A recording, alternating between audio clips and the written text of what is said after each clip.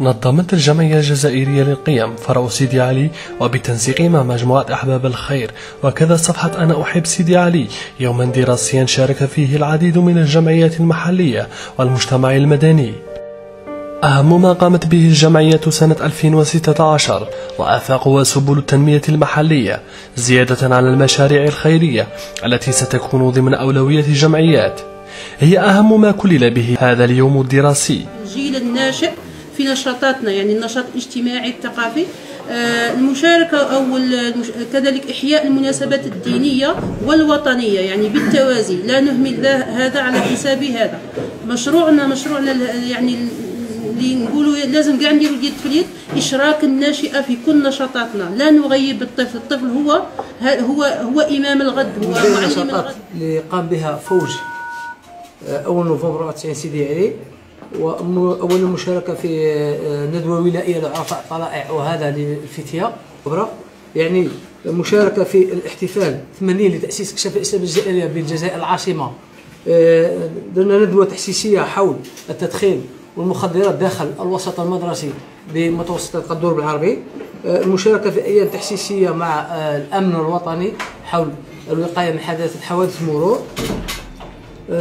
نظمنا هذا السنة مخيم كشفي بعين إبراهيم، استفاد منه 30 كشاف. شاركنا في المخطط الأزرق من طرف المدير الشباب والرياضة ب4 رحلات بالنسبة للأولاد تاعنا، راحوا 4 مرات. فوج تاع سيدي علي، على كل حال نسعى احنا باش نشاركوا في التجمعات الوطنية والدولية، ولما لا. على كل حال فوج تاعنا عندنا كشاف راح شارك في السويد، كشاف راح شارك في الجابون. إذن فبهذه الإجراءات القانونية، إذن أريد أن أحدثكم عن الإنجازات التي حققتها هذه الجمعية. الجمعية تأسست سنة 2000 وتنشط لمدة 16 سنة. كان لها من الإنجازات يعني الكثير. يعني أول نقف عند فروعها. الفروع يعني نبدأ من رياضة الكاراتيه، رياضة الكيك بوكسينج، رياضة كرة اليد، ورياضة الكرة الحديدية والعصا. فيما يتعلق بالكيك بوكسينج، إذا السنة الماضية يعني الإنجاز الذي قدمناه هو يعني 7 أبطال الجزائر في رياضة الكيك بوكسينج. إذا هم من أبناء سيدي علي، وهم يعني شاركوا في هذه المنافسة والمسابقة التي أجرتها الصفحة. فيما يتعلق بمدرب الفرع، هذا المدرب يعني كل الظروف الاجتماعية لا تساعد على أن يدرب يوما واحدا.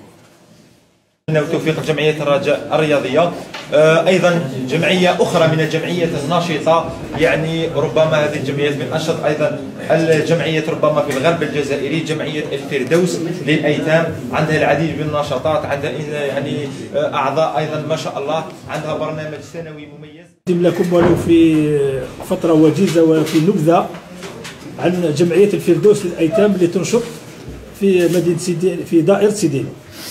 أولا جمعية الفردوس تأسست سنة 2011، لقت الاعتماد يوم 27 جوان 2011 تحت الرقم 427. هي جمعية خيرية تربوية تنشط في مدينة سيدي علي، بلدية ولاد معلا وبلدية تزقيت. هذا هو محيط النشاط تاع الجمعية. الجمعية راهي تحتوي لحد هذه الساعة اللي نتكلم معكم فيها على 80 عائلة. عندنا 80 عائلة يتامى من مختلف هذه البلديات، وحوالي 205 يتيم. عندنا اليتامى العائلات عندها 205 يتيم. فالنشاطات تاعنا عندنا كما كل الجمعيات، عندنا قفة رمضان.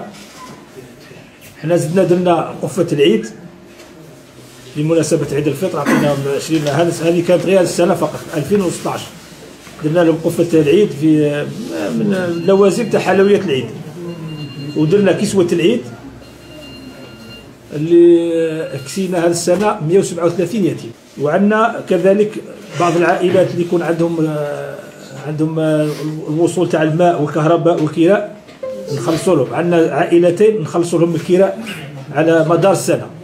عندنا منحة دراسية للجامعيين. عندنا في هذه السنة عندنا 8 فتيات، 8 يتامى كلهم فتيات. هذه المشكله، الاطفال الاولاد مشاو يقراو، الفتيات بارك الله فيهم ما يقراو. عندنا هذه السنه عندنا 8 فتيات جامعيات. عندنا كذلك رانا بفضل الله كما تحصلنا على مقر جديد من احد المحسنين الله يبارك فيه والله يجازيه، رانا جهزناه ورانا نديروا فيه دروس الدعم للتلاميذ، دروس مجانيه.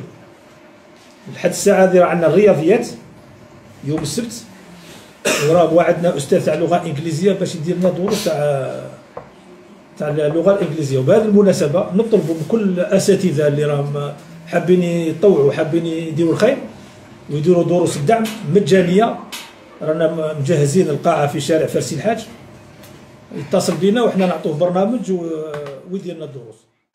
هذه الجمعيه جاءت لفعل الخير لا غير، نشاطها محلي على مستوى بلديه سيدي علي، مناضليها منخرطيها محسنيها كلهم من الاطوار الثلاث للتعليم، ابتدائي متوسط ثانوي. خلال هذه الفتره الوجيزه قامت هذه الجمعيه بعده نشاطات، نذكر اهمها رمضان تقريبا 163 قفه، ثم بعدها شراء عجلين، توزيع لحم العيد أضحية العيد، وزعنا حوالي 100 عائلة. خاصة نحن اخترنا المناطق النائية لبلدية سيدي علي، ريفية، بوتكرة، صدفورة، هذه الدواوير المحيطة بسيدي علي. وزعنا كذلك ملابس شتوية، كل سنة نوزعوا ملابس شتوية.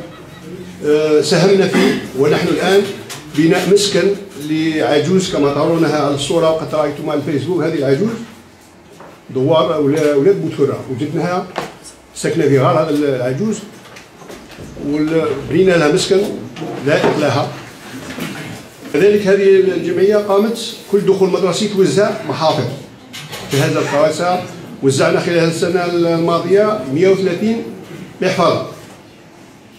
والمشكل الذي يعيقنا هو مقر. مثلا وزعنا المحافظ عند حاج بيلود في المدرسة القرآنية، وزعنا مثلا لحم العيد في مكتبة، قفة رمضان، في كل شيء. مع المشكل تاعنا هذا هو المشكل، وكل الموارد المالية منا ومن محسني بلدية سيدي علي.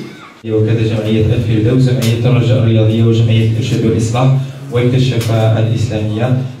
يعني ما شاء الله يعني نشاط تاعهم كثيف ووفير. نوه العناية يعني مواطني مدينة سيدي علي أنه راه عندهم صفحات عبر موقع الفيسبوك اللي راه حاب يتصل بهم، راهم كاينين يعني مواقع التواصل الاجتماعي.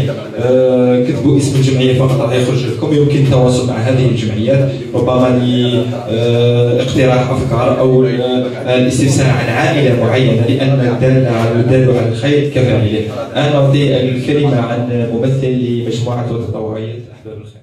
ما يشك فيه. أسسنا صفحة على الفيسبوك، صفحة أيوة سيدي علي، لكي نكون قريب من المواطن. لأنه إلا كان أنا ندير حملة وندير الآخر ما نكونش قريب من المواطن، ما نقولهاش الانشغالات تاعه. هنايا تماري يعني رانا بعاد عن المواطن، رانا بعاد عن الانشغالات من التنمية المحلية. ما تكونش سرية المفعول إلا ما كانش المواطن شريك فيهم. تعريف المجتمع المدني، المجتمع المدني هو وسيط بين السلطات المحلية والمواطن. حنا هذا الدور اللي لعبناه في مواقع التواصل الاجتماعي.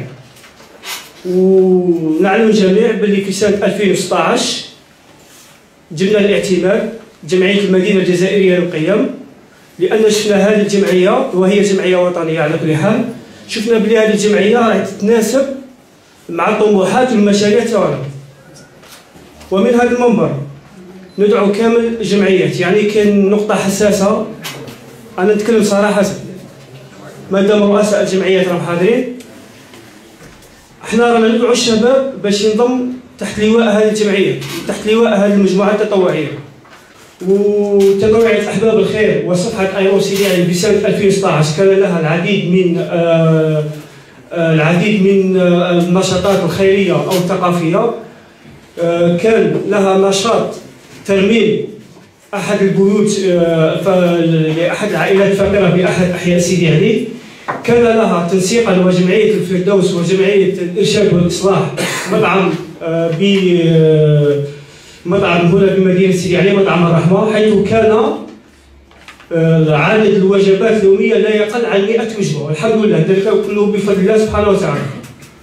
وقمنا بإحصائية عن عدد الوجبات المقدمة في شهر رمضان الفضيل، كانت 8000 وجبة، الحمد لله يا ربي، بفضل الله سبحانه وتعالى، ثم بفضل المحسنين من داخل مدينة سيدي علي ومن خارجها. وكان لنا العديد من المبادرات الثقافية والملتقيات.